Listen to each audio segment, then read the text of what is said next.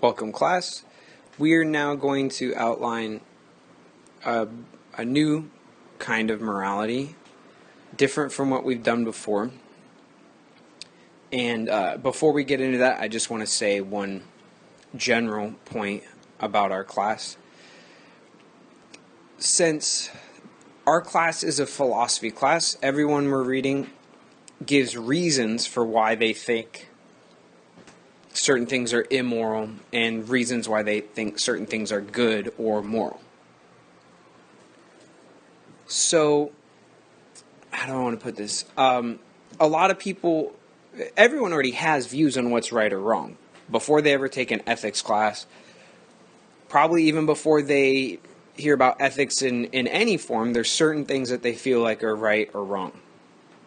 But philosophy works a little bit differently. It doesn't just express the feelings or opinions or views of a person, but if they're going to write it down and publish it as a philosophy book, they're going to have to, in that book, use reason and argumentation and clear definitions so that everyone reading it can see what they mean, see why it might be true, and basically if the reasons given are good enough, people reading it or talking about it will be able to accept what the person is saying. So what this means is that there are certain basic ways of reasoning or arguing that tend to fit together. So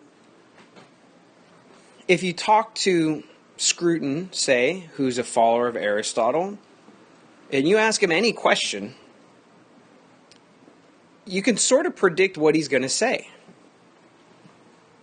Because he already believes a bunch of other ideas in line with Aristotle's ethics.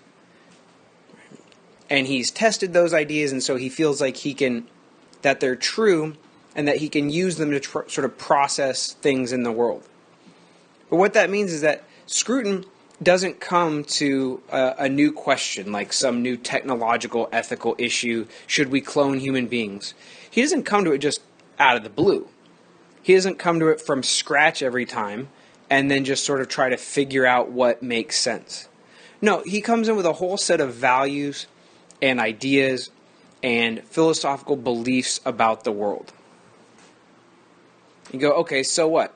So Scruton does that, so Bentham, who we're going to talk about today, does that, so what? Here's the thing, is Aristotle, Bentham, all these people we're going to read, they don't just disagree about individual facts. They don't just disagree about single statements about the world. It's that Bentham, at his most fundamental level, values something, pleasure and the avoidance of pain for as many people as possible, that, say, someone like this other author we're reading, Aristotle, just doesn't think is ethically very important. Aristotle thinks ethically what's important is developing the natural skills you already have so that you can do a job as well as possible, that you can fulfill your human obligations as well as possible. Nothing about pleasure in there, right? Nothing about other people in there. So this is the thing, is if you're the kind of person who values self-improvement, slowly working towards a better and better solution, and having some sort of leeway built into the rules, then I would say, oh, you're an Aristotelian when it comes to ethics. That is, you share the same beliefs as most Aristotelians, most people who follow Aristotle. Now, on the other hand, if you think that every situation is different, like Bentham, instead of that there's a basic human nature, like Aristotle and Scruton, and you think that basically things are bad when they hurt people, they're good when they benefit people, and that hurting two people, all other things being equal, is twice as bad as hurting one person, then to me it sounds like your core fundamental values about what's good and bad, right or wrong, are a lot closer to utilitarians, is what we call them, a lot closer to Bentham and Mill, who we're going to talk about today. So this is what I want you to understand, is that when we switch authors, we're not just going to another person who thinks another set of beliefs. It's more like they have a style of philosophy or a style of approaching questions. Or the way I just phrased it a moment ago is that there's certain basic core values they have, certain basic philosophical beliefs about what the world is, what a human being is, what matters in the world. Is excellence what matters, or is avoiding pain what matters? And all those come together in sort of schools or styles of philosophy that we give names to, at least we professional philosophers do. So, one thing that I want you to recognize right now is Bentham is not just someone who says different things than the other people we're reading. He says them because he's got a whole bunch of ideas that he takes very seriously. And then when he comes up against an ethical issue, he basically applies the ideas he already believes to the ethical situation. So this is sometimes what people call the worldview. Bentham brings a utilitarian worldview to any ethical question. Scruton brings an Aristotle or Aristotelian worldview to any ethical problem he views. So the first thing you have to do right now is see that they don't just answer the question differently, they ask the question in a totally different way. So I'll say that again. Different kinds of ethics, right? Utility versus Aristotle, Locke versus Aristotle. We'll read all of these other people later. It's not just that they answer the question differently. It's that they ask the ethical questions in a completely different way from the start. So that's what I want you to see already today. The sort of first fundamental ethical and moral and philosophical principles that Bentham starts from. Before he ever gets to something like, oh, is the death penalty right or wrong? He's already got these big ideas that he's talked about. He's then applying that to ethics. The other point that I want you to sort of get more comfortable and familiar with thinking about throughout the course is this, is once we're exposed to a bunch of different authors, some of the authors are going to be quite close to you. Some of the authors are basically going to think in a way that in general makes sense to you. That's what I really want to know from you at the end of class, is once we've read all these people in their variety, which one's basic process of reasoning, their basic ideas and their basic value commitments most resemble your own. Now, this won't mean that you necessarily agree with them on every ethical issue that they talk about.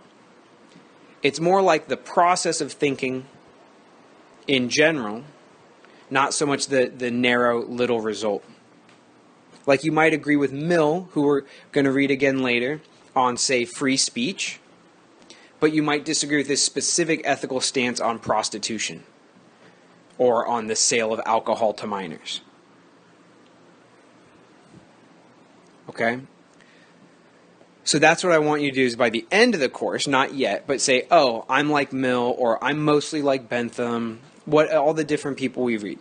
Right now, I just need you to see that it's not just that on some particular detail, Bentham disagrees with the other authors we do. It's that his whole way of approaching ethics is different, and that's the real reason why he disagrees in the result when he says something's good or bad. Okay. So, Bentham is what's called a utilitarian. The reason he's called a utilitarian is he thinks all matters of good and bad, all ethical matters whatsoever, can be solved if you just figure out which course of action will create what he calls the most utility. Now, what utility means for Bentham is that When you look at an act, you look at the results or the consequences of that act, and you tally up all the good things, all the pleasures that that act is going to cause. You add them up. Then you add up, on the other hand, all the costs or all the pains associated with doing that same act. And then you finally, one more time, you add it up. You add up all the pleasure to all the pain. And basically, if you can put a positive number on pleasures and a negative number on pains, if the pains outweigh the pleasures, or if the positive numbers outweigh the negative numbers, then the act creates what's called utility. Utility just means more good on balance than bad. So at one level, Bentham and utilitarianism is the easiest thing to understand in the world. It's at one level, it's just the simplest of all ethical systems. Something's good to do if it causes more good, utility, more pleasure for the people involved than it does pain for the same people. Easy. Right? Completely easy. On the other hand, the way our class works is we always push a little further into the details. And as soon as you push into the details, it gets a lot more complicated. So, a few things about Bentham and utility in general. First, this is the first page. He says, humankind is under the rule or governance of two masters, pain and pleasure. It's for pain and pleasure alone to point out what we ought to do, and every standard of right and wrong is chained or fastened to the throne of these two kingly masters. Pleasure and pain govern us in all we do, all we say, all we think. Okay, so here's one way that utility is tricky. Like I said, everyone gets utility at its first level in the first statement. Agree or disagree with it, you understand it. But here's the thing. As soon as you start asking questions, what does he mean by pleasure? What does he mean by pain? It both gets more complicated and to some people gets less attractive as a moral theory. So right out of the gate in our reading, he says, pleasure and pain are the sole only motivators for human behavior. He says the only thing that makes someone want to do something is if it's going to cause pleasure, and the only thing that makes someone want to avoid something is if it causes pain. So already we have to explain a little bit more. Bentham isn't stupid, right? So Bentham isn't stupid. So if I said, do you want an ice cream cone and then I'm going to burn your house down? Or do you want to skip the ice cream cone and I do nothing? Bentham doesn't think that the pleasure of the ice cream cone is going to make you go, oh, give me the ice cream. It's always that an act looks good to a person. That is, they think it's right to do and they want to do it.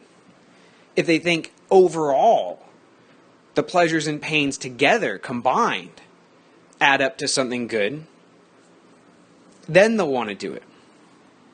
So Bentham doesn't think that we chase every single pleasure we can get our greedy little hands on. He thinks you will take a pleasure if you think it costs less than the payoff. So one way to think about utility is just it's a cost-benefit analysis. Everything good has some cost, right? If something were pleasant and it were free, yeah, you'd definitely do it.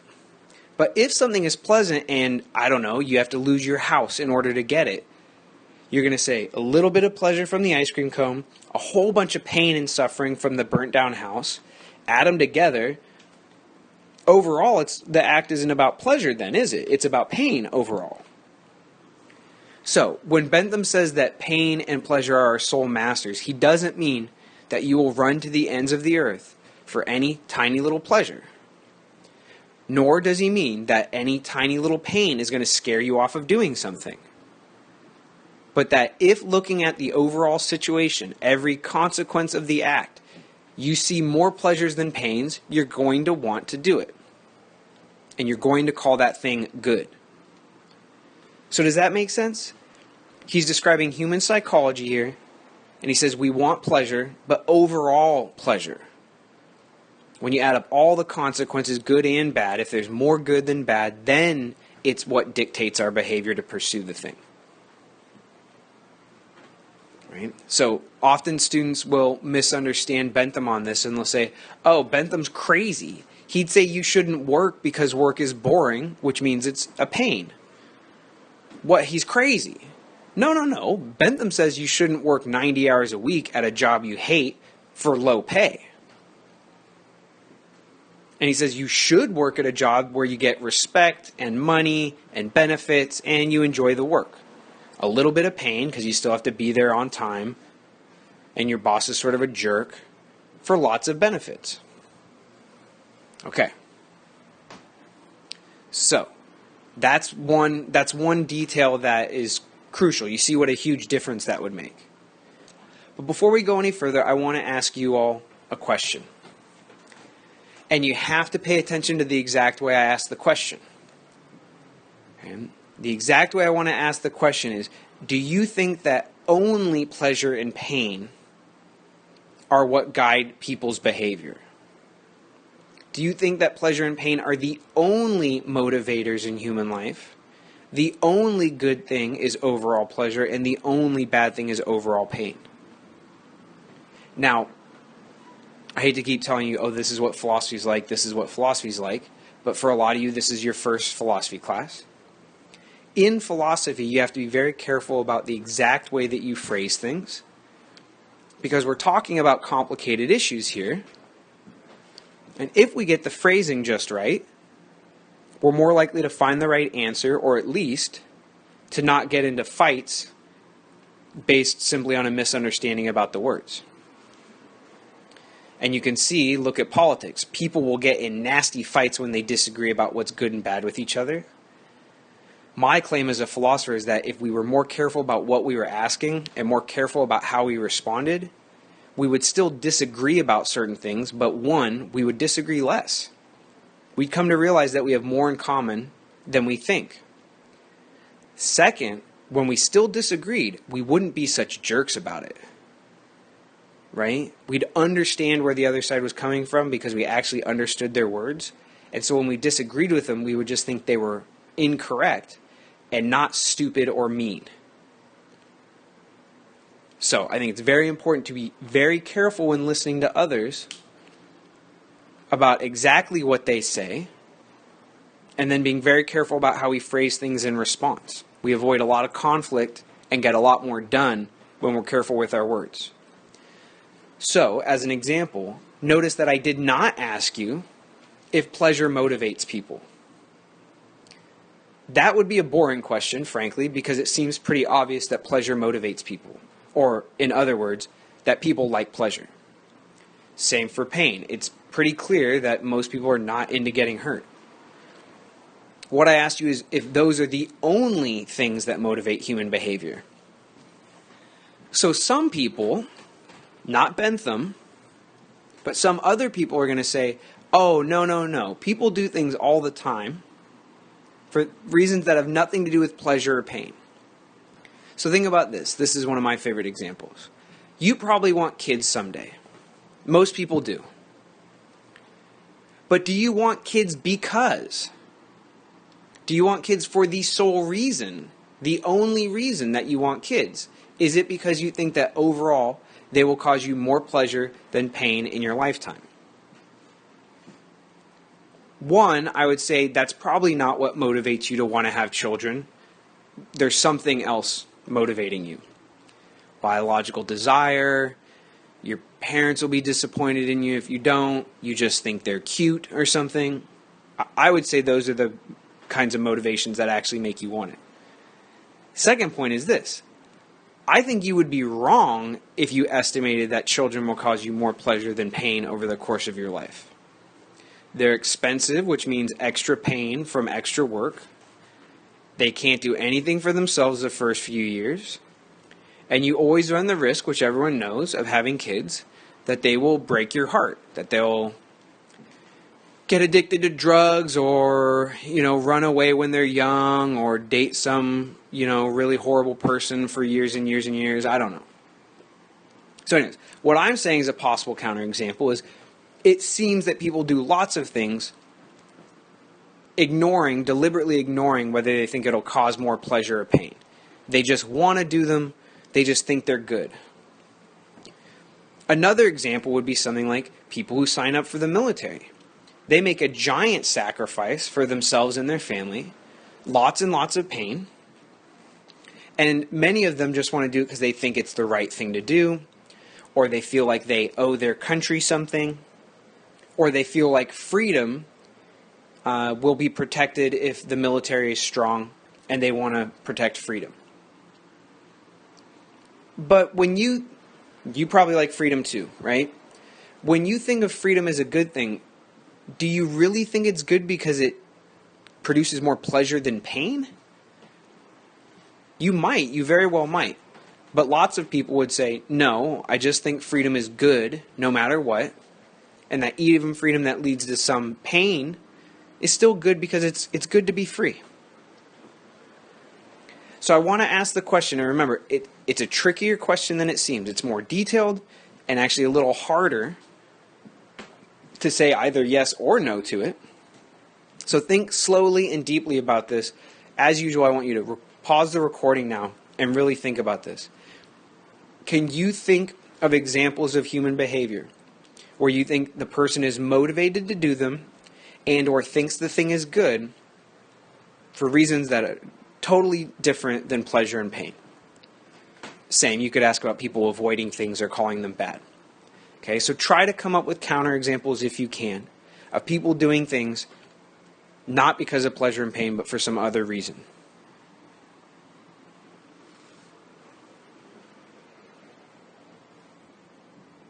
As always, you really do have to pause the recording here. Just like in class, I'd give you some time to think. Now here's the thing I want you to do as a follow-up after you've paused. Now I want you to try with that same example you gave. Try to put on your Bentham hat. Try to find a way where you could describe that activity as actually the person somehow being motivated deep down by a desire for pleasure overall instead of pain overall. So you could say with the example of, say, freedom, someone joins the military, all that hard work, all that pain and suffering, because they want to protect freedom. And you could say, well, they're making a deep personal sacrifice as one person because they're trying to contribute to protecting the freedom of 300 million Americans. Well, that freedom for 300 million people is a lot of pleasure. Personal sacrifice for one person compared to the pleasure of 300 million seems like overall pleasure over pain. So now I want you to do another thing that philosophers always do. You take one side as strongly as you can. You give the best example and arguments you can. Then, like a lawyer, this is why so many lawyers did well in philosophy class, then you take the other side and you try to argue that in the most convincing way as you can. So as I said, first you're going to try to find some human behavior that doesn't seem motivated or called good because of pleasure and pain, or called bad because of pain. Then you'll flip it and you'll take that same example you gave and then try to make it sound, without lying, but as convincing as possible, as if, no, deep down it actually is motivated about trying to create more pleasure than pain on balance. So, we'll see what examples you come up with. I just want to say on page 45, all of 45, the language is very confusing there, but what Bentham is saying himself is that when people put up high moral values that they claim have nothing to do with pleasure or pain, he says all of those high moral values, charity, honesty, freedom, love, all these things, that if you look at them, those things are good because in general, they create utility.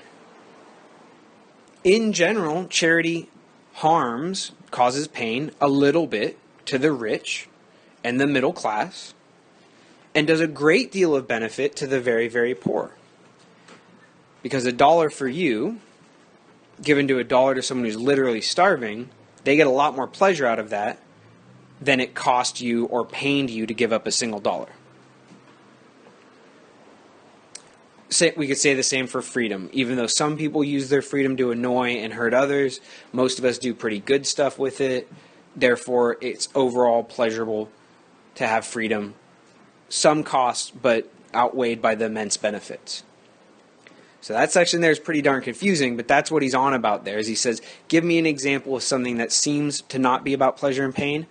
I will show you that its real foundation deep down is just an accounting of total pleasures and pains. Okay, so just so that we have a break between the two recordings, I'm going to stop there. The next recording will pick up just right here, and we'll keep adding details and asking tough questions to Bentham. Okay? Thank you.